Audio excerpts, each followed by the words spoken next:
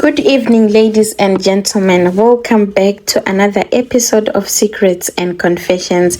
Please, if you haven't subscribed yet, please do subscribe and turn on the notification bell so that every time when I post, you get notified. Let us get into our first story. Our first story reads like this. I was born poor. My mother was a domestic worker. My father was a drunk man who disappeared for weeks. We grew up in a small mud house in Mpumalanga. The roof leaked when it rained. Most days we ate pap and salt. Shoes were a dream. I remember going to school barefoot, and the other kids would laugh because my feet were cracked and white from the cold. When I was about 12, I started braiding girls' hair under a tree. I used broken combs and Vaseline because we could not afford proper products. Some girls gave me rand, some gave me bread. That was how I started to love hairdressing. It was the only thing that I was good at. Life was hard. We borrowed maize meal from neighbors. My mother cried at night when there was no food. Sometimes I slept hungry, listening to my younger siblings crying. I told myself one day I will own a salon.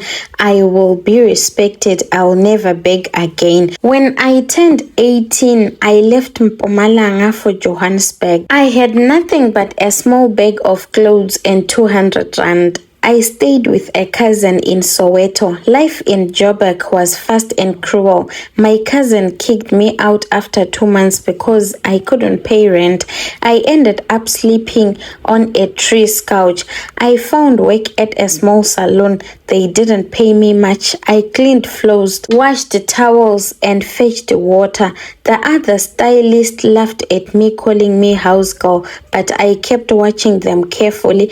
I learned how to relax hair, how to put braids, how to do nails. After 2 years of working for other people, I finally saved some money and rented a tiny space in town. Just one chair, one mirror, one dryer. That was my first salon. I was proud, but customers were few. Sometimes the whole day passed and only one person came. Sometimes no one came. I would sit there hungry, pretending to be busy, waiting for someone who never arrived. I was close to giving up. Rent was swallowing me. I had no money to buy stock. I even thought about going back home to Mpumalanga, but then something happened. One evening as I was sweeping my empty salon, 2 women came in. They were older, successful salon owners. They looked expensive: gold chain, shiny nails, designer handbags. One of them laughed and said, "Business is not for the weak. If you want customers, you must tie them." I didn't understand. I asked what she meant. She looked at me and whispered, "Real business is not clean. You must work with people who know how to pull customers. Do you think we are busy because of adverts? No, we use medicine. We use power." That was the first time I heard about rituals for salons. At first, I ignored it. I thought they were just bragging. But as days passed, my salon became more and more empty. Even the few loyal customers I had stopped coming. Meanwhile, those women's salons were always full, even on quiet days. One Sunday, I took a taxi to visit my auntie in Mpumalanga. On the taxi ride, I sat next to a woman who smelled of herbs. She was carrying a small calabash, a bundle of sticks. We started talking. She told me she was going to a sangoma. My heart started beating fast. I thought about what those salon owners had said. That is how the idea planted itself in my mind. I was tired of poverty. I was tired of begging customers. I wanted success, even if it meant crossing a line. After that trip to Mpumalanga, the thought of rituals never left my head. I kept asking myself, what if those women were right? What if there is something they are doing that I am not doing? My small salon was dying. Some days I made only 100 rand. That money went straight to rent. At night, I ate bread with black tea. My body was tired. I could not even send man home. My mother called one evening and said said my little brother had been chased from school because of unpaid fees. I cried after that call. I wanted to help, but I had nothing. The next morning, I sat in the salon looking at my empty chair. That's when one of my neighbors who sold perfume on the street came in. She whispered, "Sisi, why don't you try what others are doing? You will suffer forever if you don't. Everyone in this street who is making money has been to Mpumalanga. There is a sangoma there who helps business people." I asked her if it really works. She laughed at me. "Do you think we sell these small perfumes and make so much profit because we are clever? No, we mix herbs. People come back again and again, even if they don't need it." Her words cut deep. That night I couldn't sleep. I tossed and turned. I remember how she had recently bought a car while I still struggled to buy food. A week later, I finally asked her for the number. She gave it to me written on a small piece of paper. I called from a public phone because I was scared to use my own. A rough old woman's voice answered. I told her my problem. I had a salon but no customers. She asked me my full name and my mother's name. Then she said, "You must come here in person. Bring 2,000, a white cloth and a small empty bottle." I didn't have 2,000. I only had 600 rands in my account. For the first time, I borrowed money from a loan shark. They gave me the money with a high interest. I didn't care. I just wanted my salon to survive.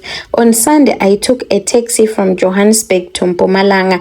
It was hot and dusty. I was sweating the whole way. My heart was heavy, but I told myself, this is my chance. When I reached the place, I saw other women waiting. Some looked like nail technicians. Some were street vendors. They all looked nervous.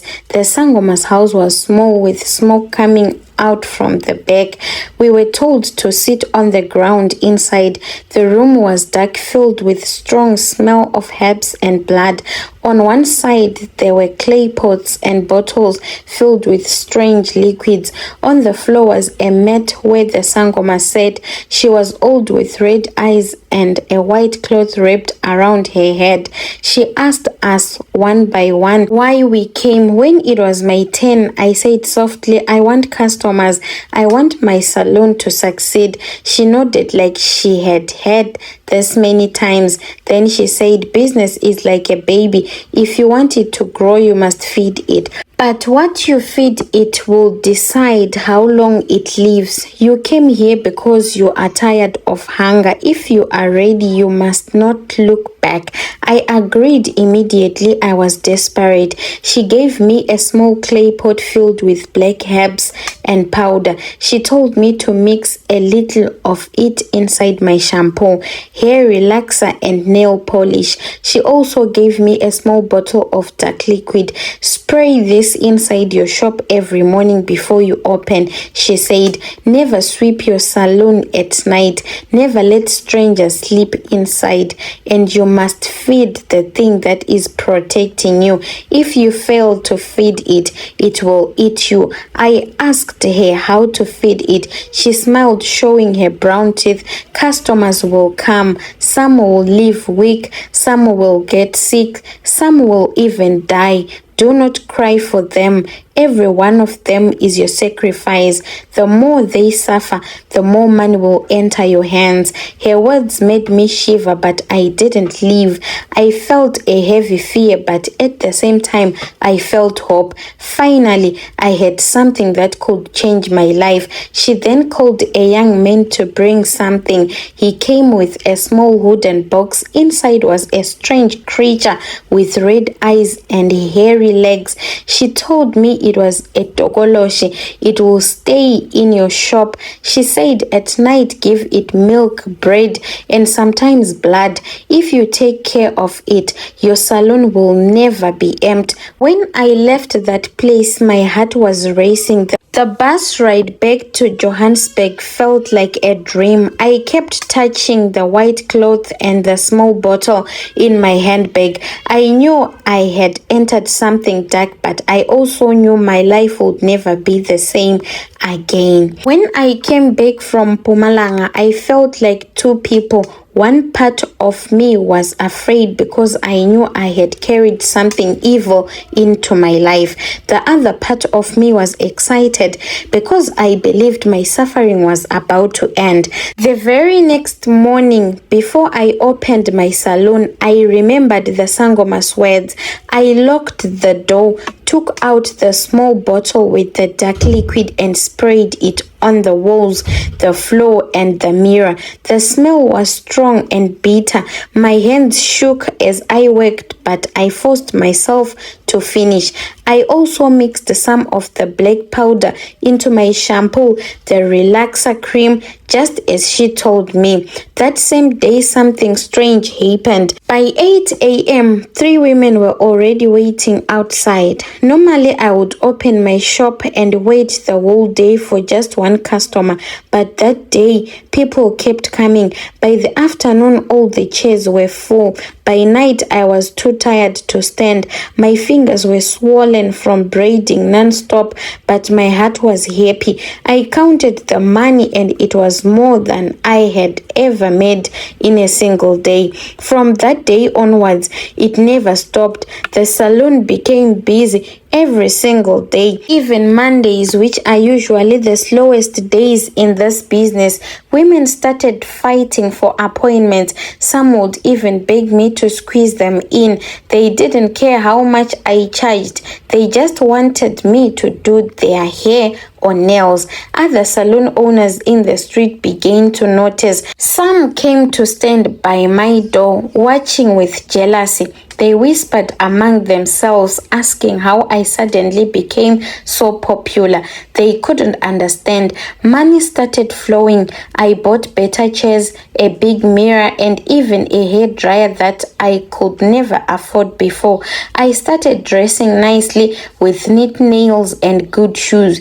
People in the area respected me. They said this young woman is going far. But inside, I knew it wasn't just my skill. It was the herbs. It was the tokoloshi. At night, I would close the shop, switch off the lights, and sit quietly in the back room. I left bread and milk in a small saucer as I had been told. At first, I didn't see anything, but soon I began to hear soft movements, like small feet tapping on the floor, like breathing in the shadow. Sometimes I heard a laugh, low, strange, coming from the dark corner. I never turned to look. My whole body would shiver, but I told myself, this is the price for success.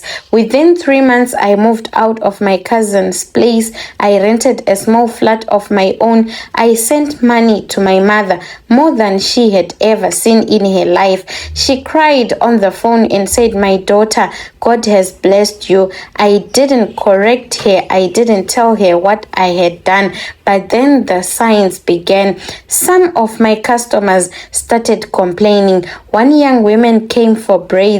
The next week, her family said she was acting mad, talking to herself in the street. Another woman came for nails.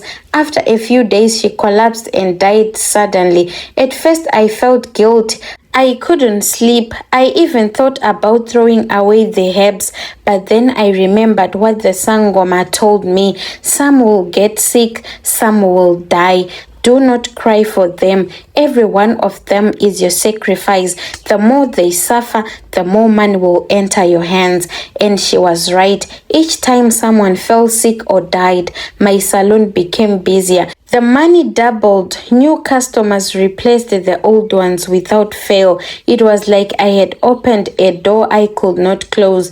Other stylists tried to copy my work, but their salons stayed empty. Customers would walk past their doors and come straight to me. Even women from far areas like Soweto and Alexandra started traveling just to do their hair at my place. They said my hands were different. They didn't know it was the herbs, By the end of the year, I was making enough money to buy a second salon in town. I hired 2 girls to work for me. I bought a car. I sent my brothers to the best schools. My mother's house in the village was renovated with new bricks and proper roof. Everyone said I was blessed. People respected me. Some even envied me. But at night, I could not rest. The tokoloshi made its presence known more and more. I started hearing it moving inside the salon, even when it was closed. Sometimes I heard it breathing next to my bed in the flat. When I tried to ignore it, strange things happened. My milk went sour overnight. My mirrors cracked without reason. My stock of relaxer spilled on the floor by itself. That was when I remembered the Sangoma's warning: if you fail to feed it, it will eat you. So I kept feeding it milk, bread, sometimes chicken blood.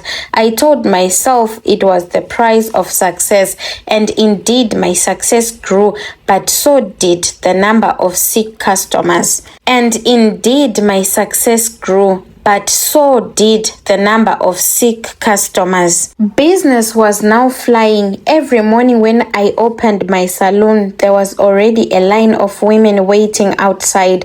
Some even arrived before sunrise just to be first. My name spread around Johannesburg. People said her hands are magic. She makes you look brand new. But what they didn't know was that my hands were no longer clean. The more customers I touched, the more I saw strange things happening to them afterwards. One Saturday, a young girl came for braids. She was only 17. She laughed the whole time I was doing her hair. She even said, "I love your salon. It feels so warm."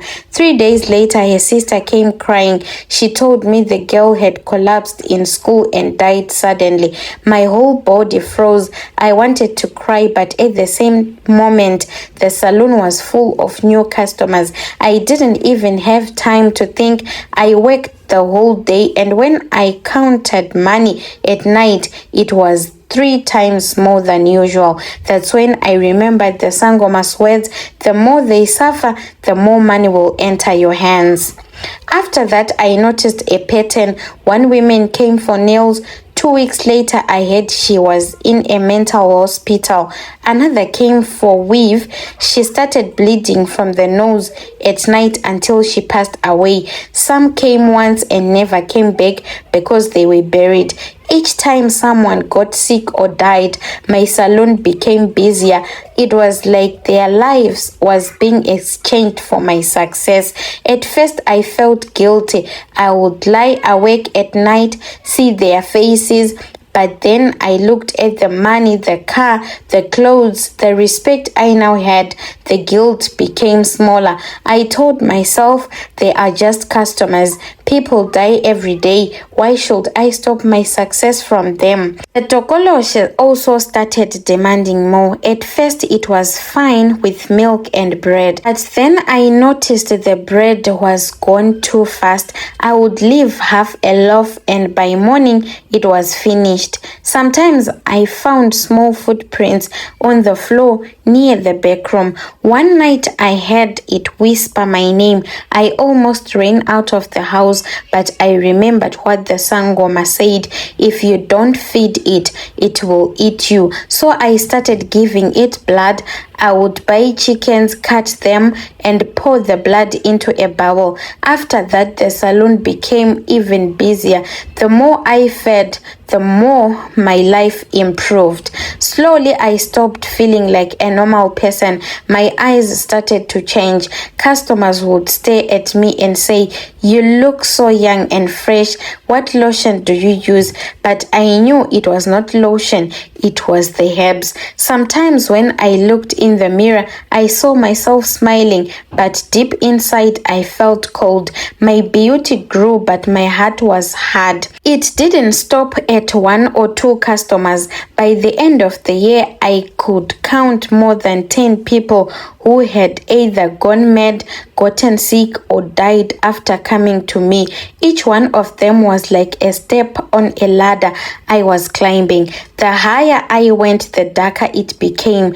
Other salon owners began asking me for advice. Some even begged me to tell them my secret. I just smiled and said it's hard work and prayer. I lied with a straight face, but deep down I knew it was not prayer, it was sacrifice. One day, a loyal customer who had been with me from the very beginning came for a relaxer. She was like a sister to me. We laughed and shared secrets. A week later, she started hearing voices. Within a month, she lost her mind completely. When I heard about her condition, I felt a heavy pain in my chest. I almost went back to Mpumalanga to tell the Sangoma I wanted to stop, but then I remembered what she said, there is no turning back. And truly, by then I was too deep. The Tokoloshi was in my life, the herbs were in my products, the money was too sweet, so I accepted it. From that day, I stopped pretending to be innocent. I told myself, yes, I am sacrificing people, but look at where I came from. Look at how I suffered. Nobody cared when I was hungry. Now let them pay the price for my success. That was the moment I became cold. That was the moment the sacrifices truly began. By now, my salon was the busiest on the Wall Street. From sunrise to late night, there was always a queue. Women came with taxis from Soweto, Alexandra, even Pretoria. Some brought their daughters, others came with friends. They all said the same thing. We only trust you. Your hands are blessed. But my hands were not blessed. They were cursed, and I knew it. The money was too much. Every week I counted bundles of notes and kept them in a suitcase under my bed. I bought a second salon in the CBD. I hired 4 girls to work for me. I bought myself another small Mercedes Benz. My business is doing well. My business is thriving, but the Tokolosh now demands more and more. It now no longer wants the chicken blood. It's now demanding for human blood, and it wants to have one of my siblings or my mother. I don't even know what to do, but I'm financially stable. I now own 2 cars and 2 hair salons. I even own my own house. The problem is that I'm not yet ready to lose any one of my siblings or even my mother. So I was thinking of sacrificing my boyfriend if it's possible. Please let me know when you post my story. I will follow in the comment section. Strange things do happen in this world. Guys, you can let us know what you think about this confessions. Please write what you think in the comment section. Don't forget to comment, like, as well as subscribing for these and other stories.